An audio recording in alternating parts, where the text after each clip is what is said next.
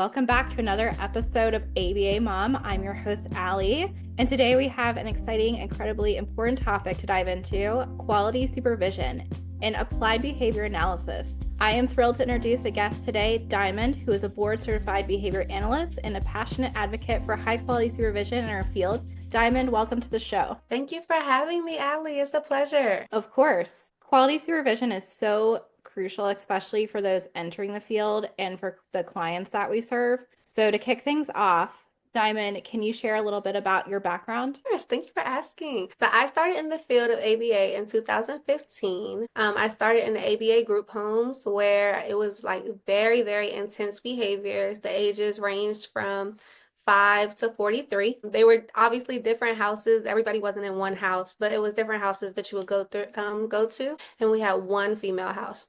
Don't really go there. Then from there, I was working with behaviors and they told me like, hey, you're pretty good at this. You should become an RBT. So I became like a behavior specialist while I was there, which believe it or not, we were all doing RBT work. We just had no idea that that's what that was. That just seems to happen all the time. Like people become RBTs before they know what RBTs Yeah. are. So then at that point, I went off and became registered in 2018. And then I went to another like in-home company where we did like in-home, school, and community. And then from there, I went to a startup clinic. I helped start that clinic up. It was pretty fun. I got scammed out of my hours. That was great. And then I came back in like in-home school community, so in clinic, and then I went to another clinic. So really just all settings. But good story here is Allie is my like prior supervisor, which was pretty cool. Yeah. That I mean, you were amazing as a supervisee too. Hopefully, I feel like today when we talk about quality supervision, you're also probably going to give me some feedback based Okay. on your experiences. I do feel that it's very important that we have good quality supervision because I think what happens is sometimes we kind of like talk shop and it's not really good supervision because a big part of supervision is that hands-on piece, the modeling, which I think something that you have amazing skills in. Because sometimes I've even gotten to sessions and then I'm the supervisor and the supervisee just wants to talk. They just want to chat with me because, I think sometimes it becomes like a venting session and it becomes Yes. something that it's not meant to be. Of course, we want to talk about, the concerns we have with our clients, the concerns we have with our parents, but what do you believe defines quality supervision? I think it like BST, honestly, like that behavior skills training. Yes. If you touch all of that, I think you are really providing like that quality piece. And like you said, just getting in there modeling, but then also I think being able to give feedback. Well, that's in BST. Like honestly, I Yeah. think that covers it all. If you are really doing that, I think you're providing quality supervision. For those that are new or, just kind of getting into the field, can you kind of explain what BST is? Yes, so it's behavior skills training. I pride myself on doing this.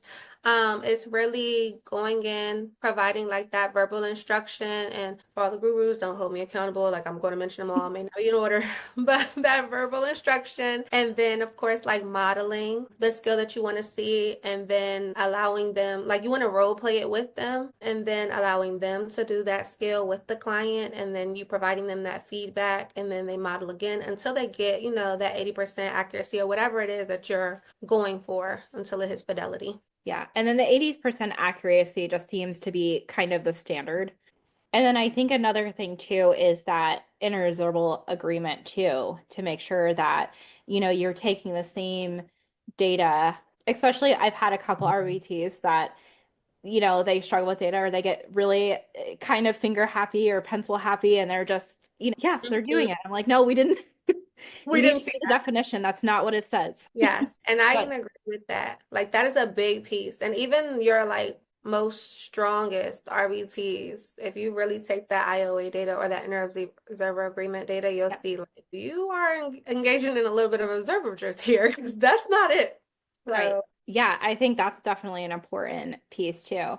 So, what do you think about, ongoing training? Because I think sometimes too is like, we go to supervision and it's like, okay, so what are we going to talk about today? The clients, um, pretty successful and the RBT is pretty great. So, what are some skills that you can give a pretty seasoned RBT? What do you think would be a good supervision session? Honestly, it's like going in, and for me, I tell my RBTs all the time, like, I'm going to give you feedback, and nobody's perfect. So it's like, Yeah, if they have these skills down packed, or the client has these skills down packed, oh, now it's time to add in new goals, and for me to like train you on those goals. And now, if you are so seasoned, like, now I'm throwing in words at you. Now I'm trying to make sure, like, I always tell my RBTs, I want to leave you with something you didn't have before I came here.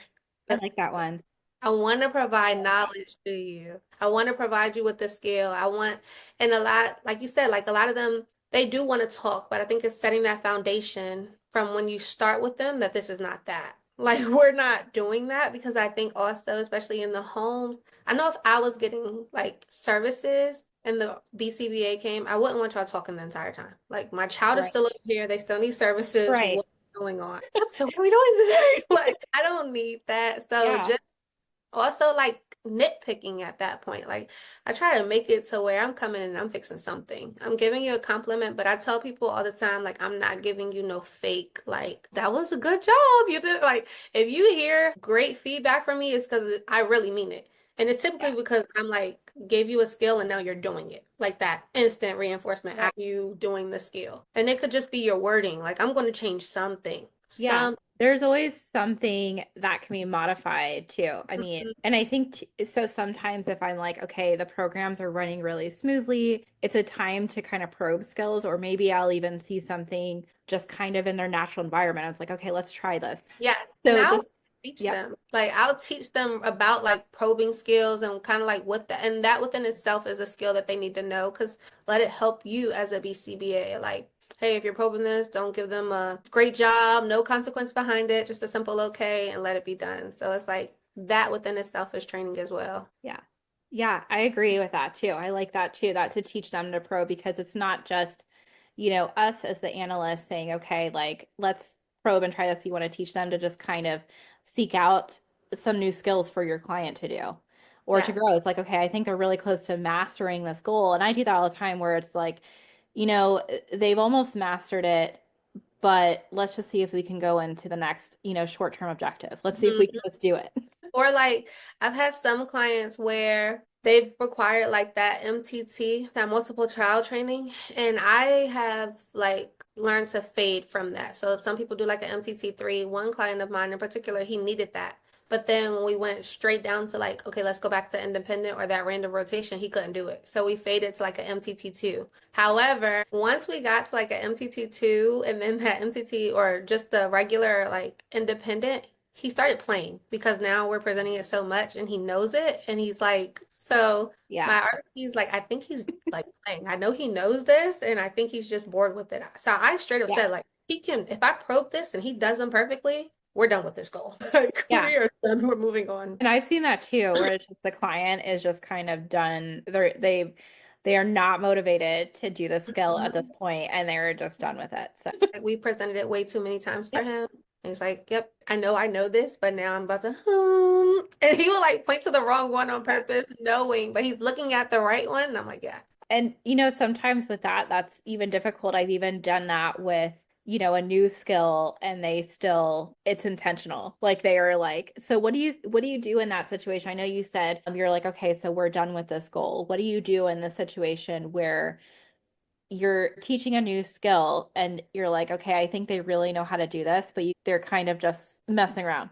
I would probably put it in their program, especially depending on like if they're old enough to really understand. Like, I talk to them and tell them like, listen, if you can really do this, show me. Because if not, it's going in your program. Like, and we're going to work on it. Yeah. And I'll probably instead of doing them like back to back, I'll probably throw one random in there, like that behavioral momentum, just Yeah. to really see. Or I'm prompting you through. Like, we're gonna go because I am very much a systematic prompter. Embedded prompts in the program like nobody's business. So it's Yeah. like, you don't know this? Okay, no worries. And I really like that you said that because I was thinking the same thing that it's an avoidance behavior, right? So Mhm. it's like, okay, I'm gonna mess this up and then we're gonna do it so many times and I'm gonna, create all these errors on purpose so that way eventually you'll stop doing it with me. Yeah, and it's like, no. Do the opposite. Right. Exactly. Especially for those older clients. Like I've had that with the teen clients sometimes. It's like, I know you could do this.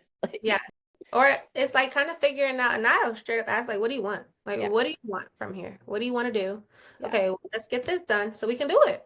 But we have to get it done right. So, what kind of new advice would you give for a brand new BCBA who is starting supervision? Starting like providing supervision to Yes. others, I would say model, model, model, model. If I have to give anybody who knows me, I have given this answer multiple times, like model, because you're going to have those seasoned RBTs who are going to feel like, oh, you just passed your test, you don't know what you're doing, or you're constantly telling them what to do, but you can't do it. Like anything I tell my RBTs to do, I can do it You myself. should be able to, right? And I've had that supervision with an analyst before where she told me one time, I'll never forget, and I still bring this up to this day because it was so funny. She was salty. She came in there, it was my client. I've been working with him for a very long time. And she's like, you need to like, I forgot what it was, but it was something that I knew you can't do with him. And she's like, you need to, let's just say, like, move to the left. And it's like, that's not going to work with him because he's going to elope out the door. Well, yeah, you just need to do like move to the left. So I'm like, okay, can you show me? Like research shows, you know what? Just show me what you're looking for. And when I told her to do that, she literally started working with the client, but she verbally was explaining to me what she wanted done. And I said, no, I need for you to show it. Like I she's like, like how you it's said just it like you shows. would, it's just Yeah. like you would, but you're gonna move to the left. Do it, please show me. Research shows that modeling is the most successful. So please show me. And then I was like, you know what? Can you just show me what you're looking for through the session? And she wanted to wring my neck off. She was so mad. But she realized it can't be done. So it's Yeah. like, I think modeling it. I think that's great. I love that. And I love you're like, okay, just show me. Like, because, you can talk all you want. And I also want to bring up because I do think, it is important to still have that verbal feedback, but you can walk and talk, right? Yeah. It's like, okay, so we're with the client, we're involved. I can talk to you and give you feedback while you're in the client. I think right Mhm. there in that moment is so important versus, like you're just quiet and observing. And I agree. Like that's Yeah, honestly the way I supervise. I tell them from the very beginning, like this is like a game. I'm the coach or the player. We cannot exist without one another. And I really right. take like that coach perspective. Like, yes, just like that. There you go. Okay, move to the left. You got it. I love I am like really in there. But when they do it, like you can see they're so proud. Or like I'll slowly be like, change your tone. Like just under my breath so they can hear, but it doesn't like affect the yeah, client while they're right. in and they can fix it in that moment and then they can see it. They can And actually see the results. that's a really good point too, is just to like be mindful of the client because I've even had situations where, the RBT is talking to me about and I've had it with a couple parents too, where we're just kind of talking. It's like, okay, so this behavior and right in Mhm. front of the client who hears everything. So you also want to just be mindful. So some things you talk about in front of the client and provide feedback. And sometimes you use cues and you know each other's Yeah, cues, or sometimes you talk about it after. agree. Like you have to know because I have one client and this me personally like I think a hybrid model is like the perfect model for supervision, like in person but also telehealth to kind of get those graphs updated because it's so hard when you're like in there. Yeah. How There's some I'm just like, I'm doing a lot less time on yeah, the computer and updating all the things I need to update because yes. And that's that's when you end up like taking it home with you. yes. Because it's like, geez, y'all I didn't was a take home person for a while. I was like, no, I'm gonna start doing it. Vision. it's so much and it's nonstop. And I'll never forget, I did telehealth one time. We had hybrid. And with this particular client, he was very aware when I was there. And he was attention seeking. So it was like the behaviors were way worse when he would see me just because he knows like sometimes I'm going to jump in and he'll get himself together, but it's like, no, I need for them to have the stem control and not me. Not just you, right? Had the headphone in my ear and it was the best supervision. Like I wanted to recommend him for telehealth because I was telling her exactly what to say, Ooh, I like that. doing it like while she was working with him, but he couldn't hear me. So she would say it literally verbatim right after me and it would work like magic. It's like, yes. That's awesome. I've never tried that before. I love that. Just put a headphone in. Just put I one love that. headphone because he doesn't know. Like, and I would just tell them, like, let them know you're in supervision because obviously they weren't allowed to have headphones. But I'm like, you need a headphone so I can really tell you what to say. Because, like, one time he was trying to escape, like, playing a game, and I was like, give him a first stand. First Yeah. game, back to the room. And it was like night and day. He was amazing. That's such a great idea to have the headphone in. I might consider that. I could think of a couple times where that would have been really beneficial. So Yeah, that's I awesome. don't know. And telehealth too, I do feel like what you were just saying, that's a good client for telehealth. I've also experienced it where there are clients that are not good for telehealth. Just, the supervision tends to be, more blocking and redirecting the client for most of the session. And that, as far as the downside to that, when, you have those intensive behavioral clients, is that as far as the paperwork side of it goes and updating your graphs and doing program modification, it's harder to get to that during session. So what do you think is a good balance for that if you have the program part of it, part of your supervision, and then being active in your supervision? How do you balance that? Honestly, and this is just my approach. I go in from the very beginning and I train my staff like nobody's business. Like I Love am it. probably barely touching the computer because once they have those skills, I can now sit on my computer and update what And I now need to do update. it. But I Yeah, really can't look at graphs if you're not implementing anything with fidelity. that's a great point. So it's like just making sure to get that hands-on modeling like portion first. Even if Right. we're doing this for a week, 2 weeks, whatever the case may be, 3 weeks, however long I need to when Yeah. I'm coming in here, you now know what you're doing. Now I can look at the graphs because now I know you're doing it right.